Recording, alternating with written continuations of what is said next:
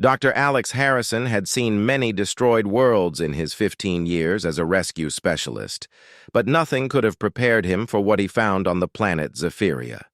The moment his ship broke through the thick dust clouds surrounding the planet, he knew this mission would be different from all the others.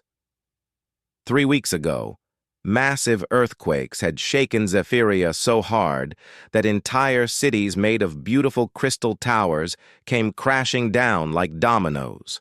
The news had spread across the galaxy quickly. Zephyria wasn't just any planet.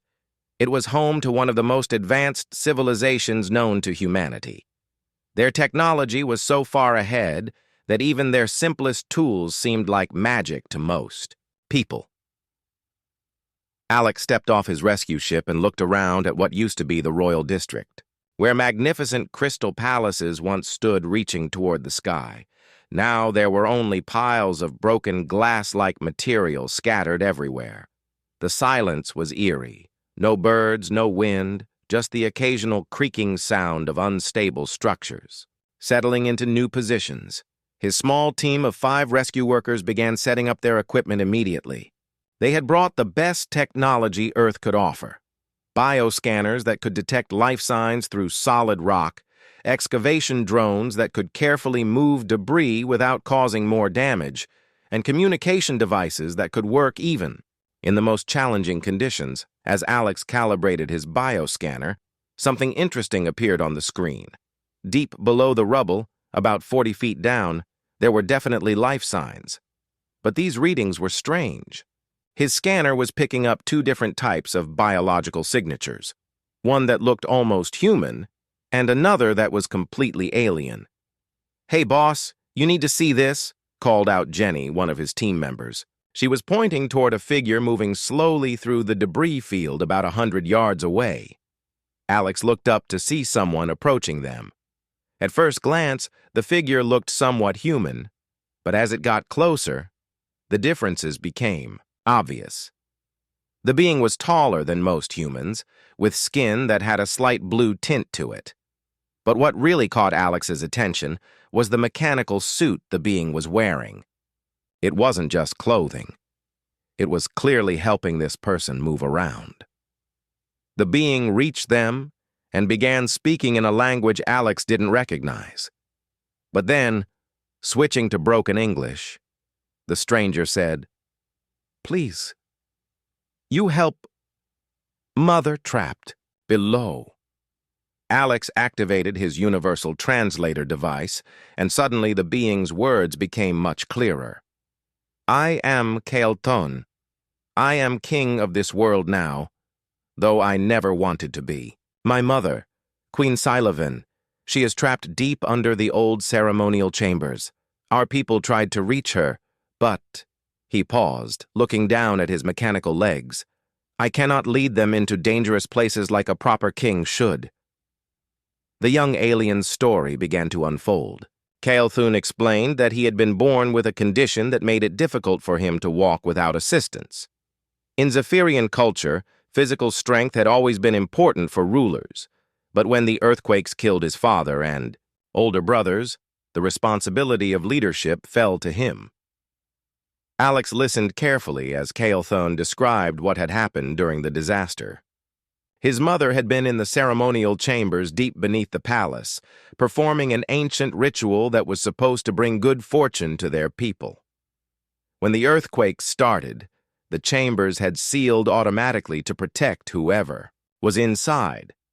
But this also meant she was completely cut off from the outside world. "The ceremonial chambers are very old," Kael'thon explained. "They were built by our ancestors with special safety features. If someone is trapped inside during danger, the chambers create a protective bubble that can keep a person alive for several weeks. But it has been 3 weeks now, and we fear the time is running out." Alex felt his heart rate increase as he realized what this meant. This wasn't just about saving one person. This was about preventing a diplomatic crisis between Earth and Zephyria. The relationship between humans and Zephyrians had always been delicate, built on mutual respect and careful cooperation. If the Queen Mother died while human rescue workers were on the planet, It could damage relations between the two species for generations, but there was more to it than politics. Looking at Cale Thune, Alex could see a young person who was struggling with enormous responsibility while dealing with his own physical challenges.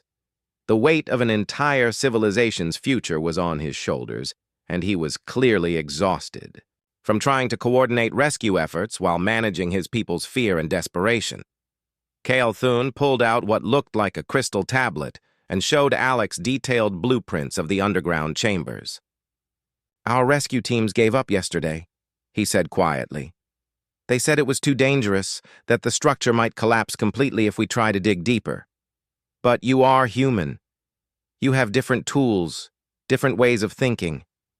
Maybe you can find a path that we cannot see." Alex studied the blueprints carefully. The ceremonial chambers were indeed very deep, and the crystal architecture was unlike anything humans typically worked with. But his years of experience had taught him that every rescue situation had a solution. You just had to be creative enough to find it. As Alex's team began taking detailed scans of the area, he learned more about what made this rescue so critical. Queen Scifi wasn't just a royal figure. She was the keeper of ancient knowledge that the Zephyrian people needed to rebuild their civilization. Without her wisdom about their traditional biocrystal technology, they might never be able to reconstruct their cities or maintain their advanced way of life. The pressure was enormous, but Alex had never backed down from a challenge. As the sun began to set over the devastated landscape, painting the crystal debris in shades of orange and purple, he made his decision.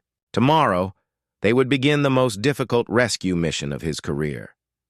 Looking at Cale Thune, who was watching him with a mixture of hope and desperation, Alex said, "We're going to get your mother out of there. I promise you that.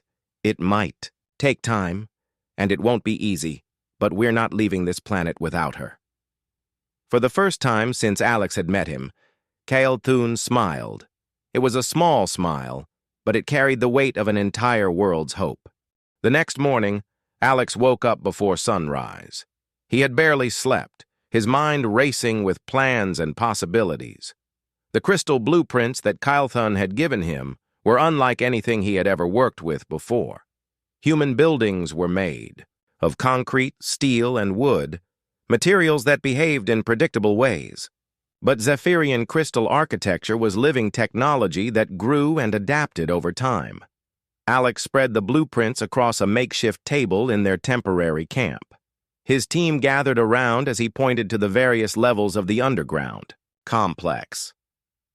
"Look at this," he said, tracing his finger along the pathways. The ceremonial chambers weren't just built for religious purposes. They were designed as emergency shelters, too. Jenny leaned in closer. "What do you mean?"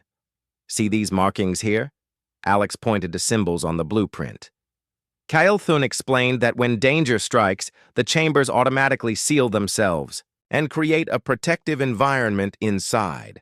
It's like a high-tech bunker, but one that runs on biocrystal energy instead of electricity.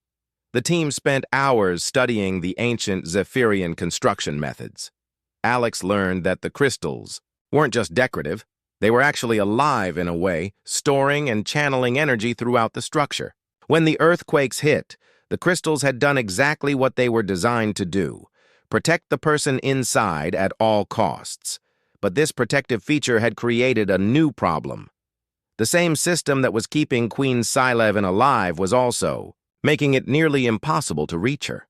The chambers had sealed so tightly that normal excavation methods wouldn't work. Any attempt to break through with standard tools could trigger the crystal defense systems and cause even more damage.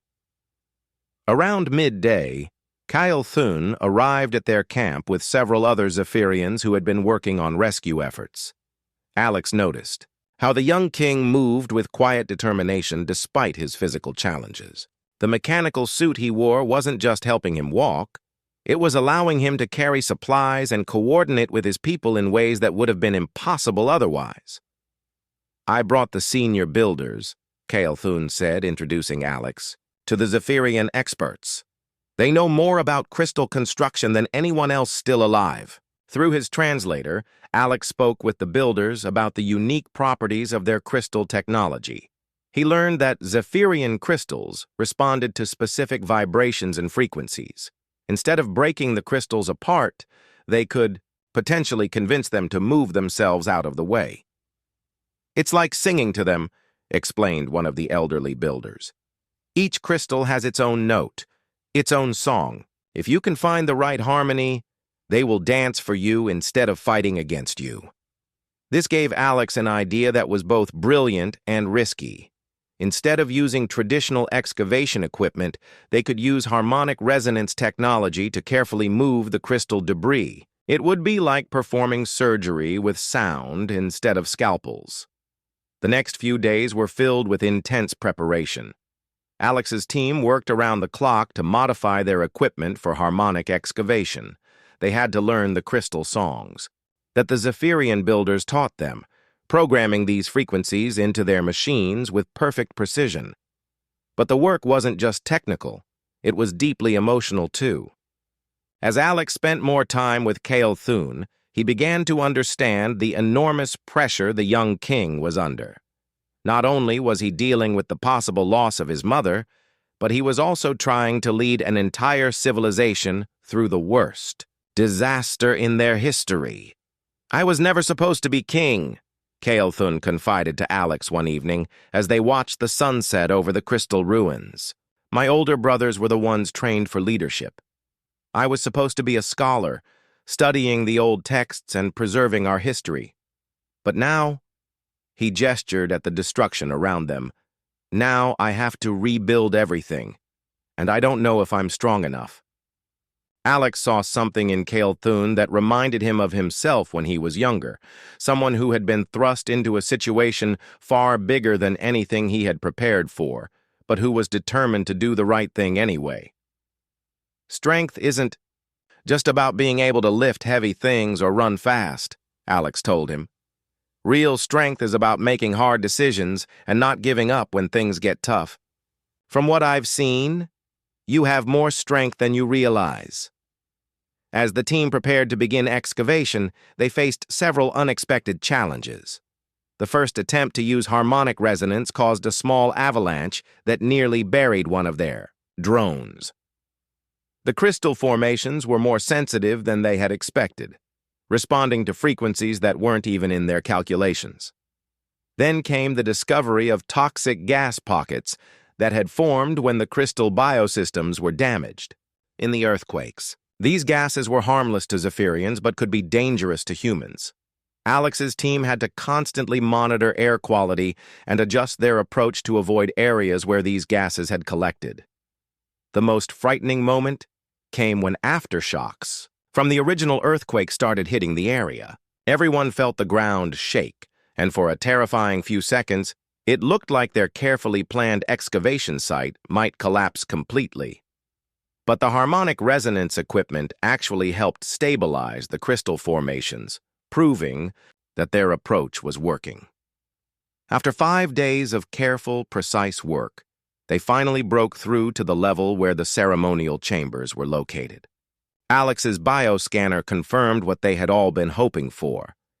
Queen Scifi was still alive down there, though the readings showed she was in some kind of deep hibernation state. But reaching her would require someone to actually go down into the unstable chamber complex. The pathways were too narrow for their excavation equipment, and the crystal formations were too delicate for remote operation. Someone would have to make the dangerous journey on foot.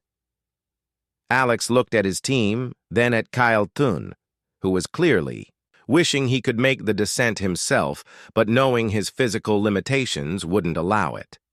There was really only one choice. Alex had the most experience with alien rescue operations, and he was the only one who fully understood both the human technology and the Zephyrian crystal systems. "I'm going down there," Alex announced. "Tomorrow morning I'm going to bring your mother home." Alex woke up at 4 in the morning, his heart already racing. Today was the day he would either save Queen Scifi or lose his life trying. He had done dangerous rescues before, but never anything like this. never 40 feet underground in an alien structure that could collapse at any moment. He checked his equipment one more time. His environmental suit was designed to handle toxic atmospheres and extreme temperatures. The oxygen supply would last 6 hours if everything went perfectly, but Alex knew that rescue missions never went perfectly. He packed extra breathing, cartridges, medical supplies, and emergency communication devices. Kyle Thune arrived at the excavation site just as the sun was coming up. The young king looked like he hadn't slept at all. His mechanical suit hummed quietly as he moved, but Alex could see the tension in every movement. "Are you sure about this?" Kyle Thune asked through the translator. "The path down there is very dangerous. Even our best warriors would think twice about making this journey." Alex smiled and placed a hand on Kyle Thune's shoulder. "Your mother has been waiting for 3 weeks. She's not going to wait any longer if I can help it." The descent began slowly. Alex lowered himself through the carefully excavated opening that his team had created using harmonic resonance. The crystal walls around him glowed with a faint blue light, which was beautiful but also reminded him how alien this environment was. The first 50 feet down went smoothly. Alex could hear his team's voices through the radio, guiding him and monitoring his progress. But as he went deeper, the communication became fuzzy and then cut out completely. The crystal formations were interfering with his radio signals, leaving him completely alone in the underground maze. The pathway became more treacherous as Alex continued downward. What had once been elegant corridors were now partially collapsed tunnels filled with sharp crystal fragments. Some passages were completely blocked, forcing him to find alternate routes through chambers he hadn't seen on the blueprints. After an hour of careful climbing and crawling, Alex's bioscanner finally picked up a strong signal. Queen Scifi was close, probably just 2 or 3 chambers away. But between him and her were flooded passages filled with water that had leaked in from underground springs damaged by the earthquakes. Alex had to make a difficult decision. The water was only about 3 feet deep, but it was moving fast and he couldn't see what was beneath the surface. If he slipped and damaged his equipment, both he and the Queen would die down here. But there was no other way forward. Taking a deep breath, Alex waded into the flowing water. The current was stronger than he expected, and twice he almost lost his footing on the slippery crystal floor.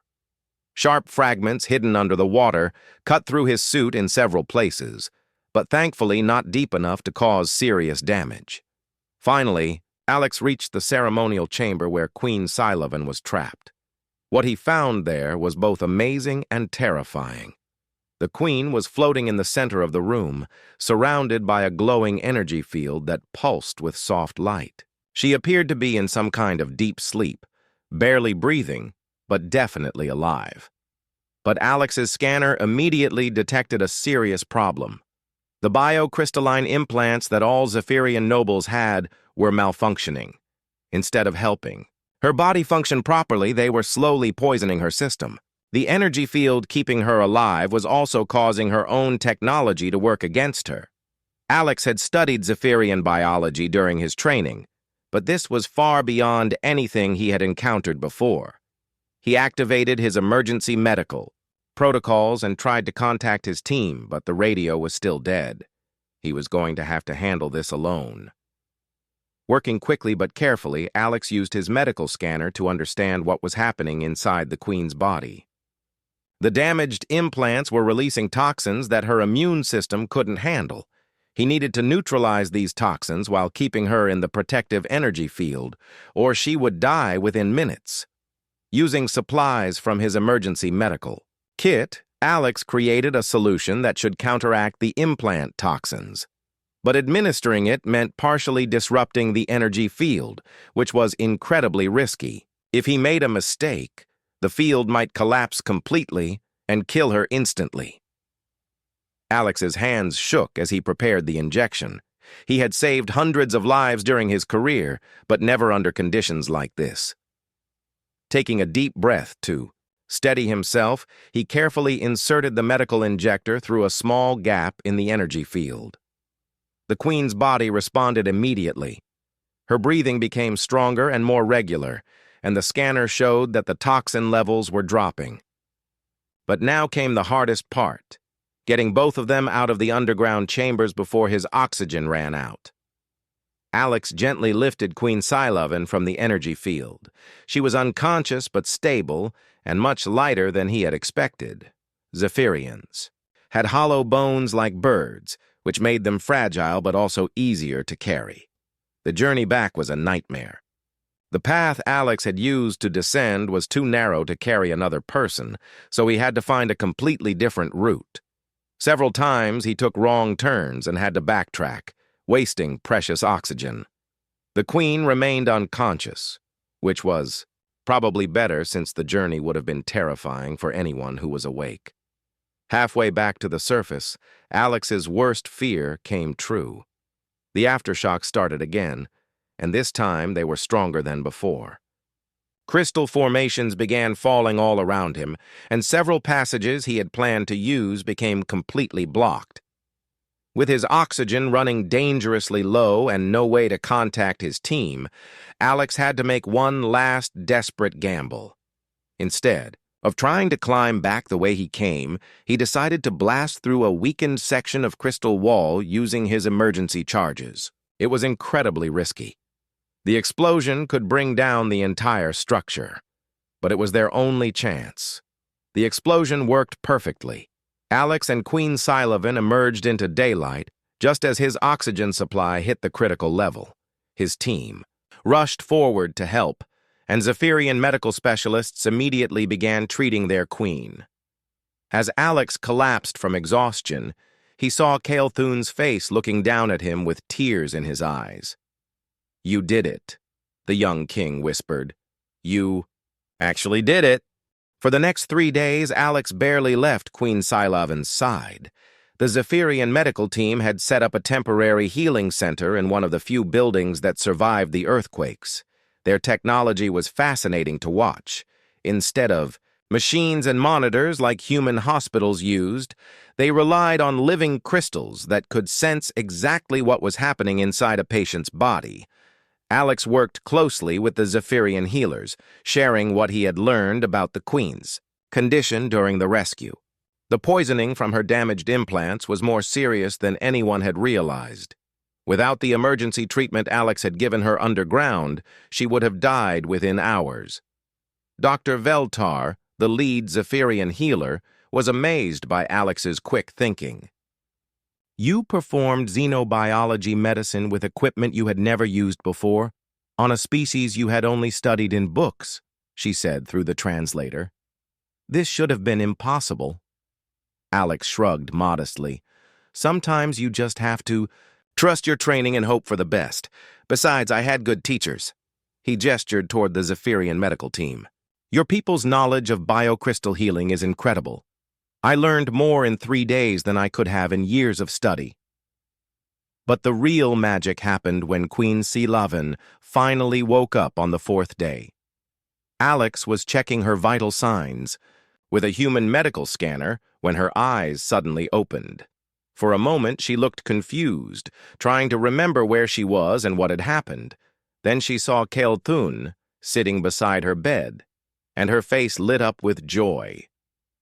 The reunion between mother and son was something Alex would never forget. Kael'thun had been trying so hard to be strong for his people, but when he saw his mother's eyes open, he broke down completely. He buried his face in her shoulder and cried, like the young person he really was, not the king he had been forced to become. Queen Sci-Fi spoke softly to her son in their native language, stroking his hair and whispering words of comfort. Alex didn't need a translator to understand what was happening. This was a mother telling her child that everything would be okay, that she was proud of him, and that he had done better than anyone could have expected. Over the following weeks, Queen Sci-Fi's recovery became a symbol of hope for all the Zephyrian people. Word spread quickly through the refugee camps that their queen mother was alive and well. People who had given up hope began talking about rebuilding. Families started making plans for the future instead of just surviving day by day. But the Queen's return meant much more than just emotional healing. As Alex had learned, she was the keeper of ancient knowledge that the Zephyrians needed to rebuild their civilization. During her recovery, she began sharing engineering secrets that had been passed down through generations of royalty. Alex was fascinated to learn about the biocrystal technology that made Zephyrian cities so unique. Unlike human buildings that were constructed from dead materials, Zephyrian structures were grown from living crystals that could adapt, heal themselves, and even provide energy to the people living inside them. Our cities were not just places to live, Queen Scifi explained to Alex one afternoon, as they watched construction crews beginning to clear debris. They were partners in our civilization.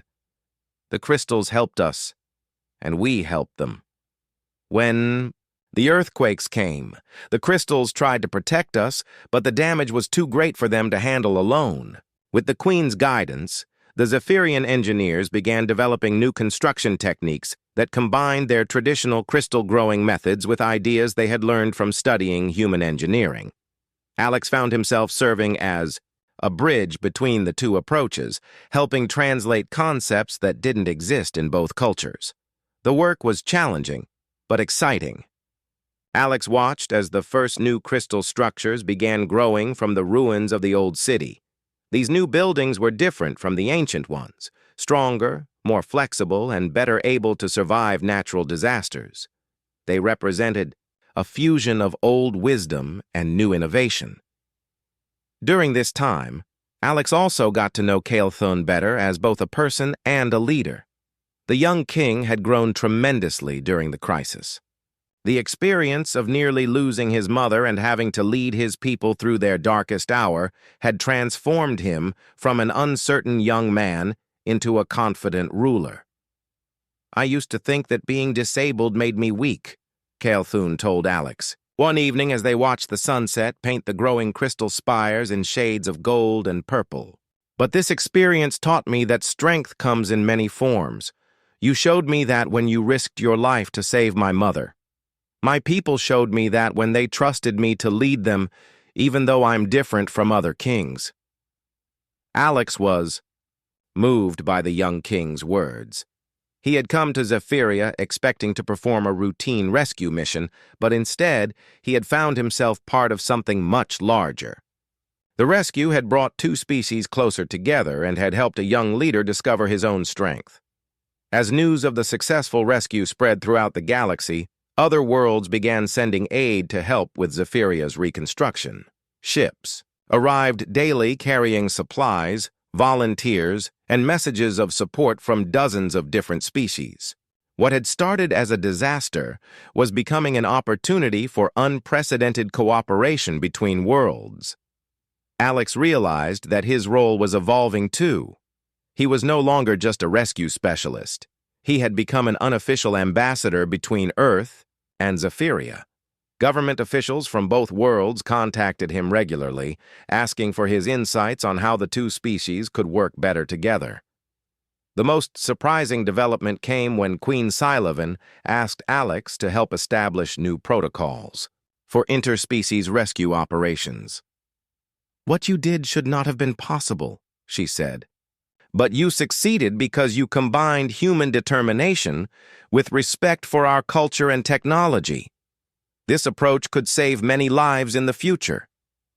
Alex found himself working with both human and Zephyrian experts to develop training programs for rescue specialists who might work with alien species.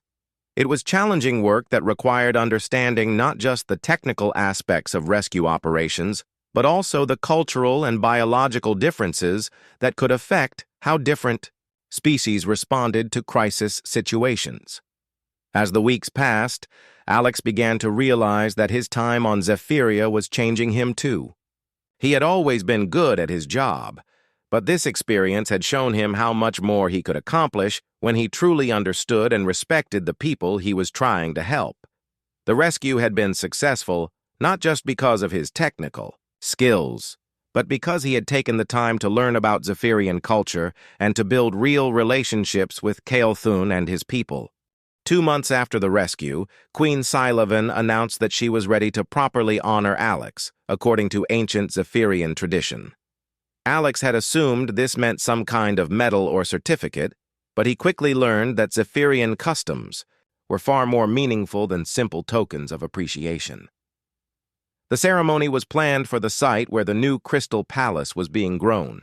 The structure was still small, just a few rooms and a central hall, but it already showed the beautiful fusion of traditional Zephyrian design and innovative engineering that had emerged from the reconstruction efforts.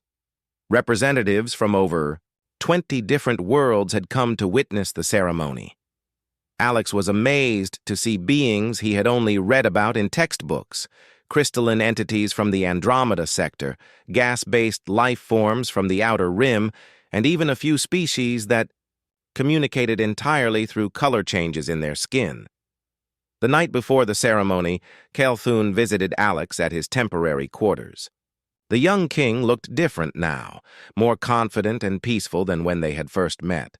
His mechanical suit had been upgraded too, incorporating some of the new hybrid technology that was emerging from the reconstruction project. "Tomorrow will change your life," Kelthun said seriously. "I want to make sure you understand what my mother is offering you." Alex was curious. "I thought it was just a formal thank you ceremony." Kelthun smiled. "Among humans, perhaps that would be enough. But for Zephyrians, actions like yours require actions in return. You risked your life for our family, so our family is offering to make you part of it." The next morning, Alex put on the formal clothing that the Zephyrians had provided for him. The fabric was unlike anything he had ever worn. It seemed to shift color slightly as he moved, and it felt alive against his skin. Later, he learned that it was woven from crystal fibers that responded to the wearer's emotions. The ceremony began at sunrise. Queen Scifi, now fully recovered and radiating the wisdom and strength that had made her legendary among her people, stood in the center of the new palace hall. She spoke in the ancient Zephyrian language, her words echoing through the crystal chambers in harmonious tones that seemed to make the walls themselves sing. Through his translator, Alex heard her recounting the story of the rescue, but she told it differently than he remembered. In her version, Alex wasn't just a skilled professional doing his job, he was a hero who had bridged two worlds through courage and compassion.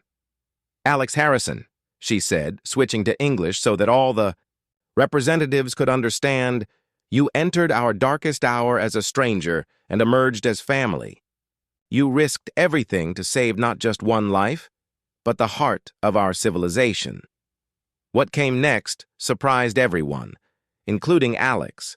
Instead of presenting him with a traditional honor, Queen Scifi offered him the title of Soul Bond Keeper, a position that had never been given to anyone outside the Zephyrian species.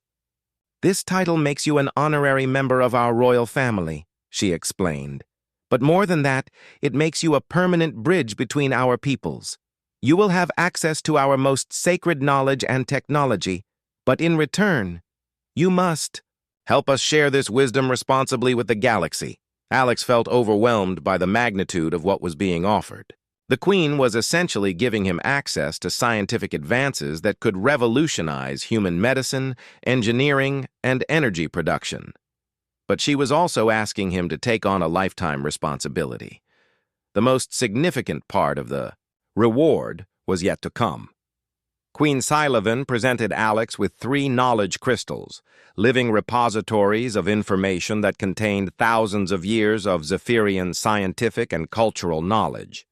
These crystals were priceless, not just for their practical value, but for what they represented: complete trust between two species. These crystals contained the secrets of biocrystal technology, advanced healing techniques, and sustainable energy systems, the Queen explained. But they also contain our history, our art, and our dreams for the future. We are trusting you to help both our species learn from each other. King Kelthun then announced his own contribution to Alex's reward. Using resources that had been donated by various worlds during the Reconstruction, he was establishing the Alex Harrison Institute for Interspecies Rescue Studies. This would be a permanent facility on Zephyria where rescue specialists from different worlds could train together and learn how to work effectively across cultural and biological boundaries. You showed us that the best rescues happen when people truly understand and respect each other, Cale Thune said. This institute will make sure that future generations can learn from your example. The ceremony concluded with Alex making a formal acceptance speech. He had never been comfortable with public speaking, but standing in that crystal hall surrounded by beings from across the galaxy, he felt inspired to share what he had learned. When I came to Zephyria, he said, I thought I was just doing my job. I didn't realize that I was about to learn the most important lesson of my career, that real rescue work isn't just about saving lives in the moment. It's about building connections that can prevent future disasters and create a better galaxy for everyone. Alex went on to accept a permanent position that would divide his time between Earth and Zephyria. He would spend part of each year at the new institute, training rescue specialists and helping to develop new interspecies cooperation protocols. The rest of his time would be spent traveling to other worlds, sharing what he had learned and helping to establish similar programs elsewhere. The transition wasn't easy. Alex had to learn to work within diplomatic and political systems that were far more complex than anything he had dealt with as a rescue specialist. But he found the work deeply rewarding, especially when he saw how the techniques developed at the Institute were being used to save lives across the galaxy. 6 months after the ceremony, Alex stood in a classroom at the Institute teaching a mixed group of human and Zephyrian students about xenobiology rescue protocols. Looking around the room at the eager faces, some human, some alien, all united by a desire to help others, he realized how much his life had changed. Through the classroom windows, he could see the Crystal City continuing to grow. The new structures were more beautiful than the old ones had been, incorporating lessons learned from the disaster and strengthened by the cooperation between species. Children played in crystal gardens that provided both beauty and practical benefits like air purification and energy generation. King Cale Thune often visited the Institute, sometimes as an official representative, but more often as a friend. His leadership had transformed Zephyria into a model of interspecies cooperation, and his personal growth had inspired young leaders across the galaxy. Do you ever regret it? Cale Thune asked Alex one afternoon as they watched students practicing rescue techniques in the training chambers. Regret what? Alex replied. Giving up your old life for this one. You could have taken the reward and gone back to Earth as a hero. Instead, you chose to stay and build something bigger. Alex smiled as he watched a human student successfully perform a bio-crystal healing technique under the guidance of a Zephyrian instructor. I didn't give up my old life, he said. I just found a bigger version of it. Every person we train here will go on to save lives throughout the galaxy. That rescue mission you called me for? It's still happening, just on a much larger scale. As the sun set over the Crystal City, painting the growing spires in brilliant colors, Alex reflected on how one act of courage had grown into something neither he nor Cale Thune could have imagined. The reward he had received wasn't just the honors and titles. It was the opportunity to spend his life building bridges between worlds and ensuring that no one would ever have to face disaster alone.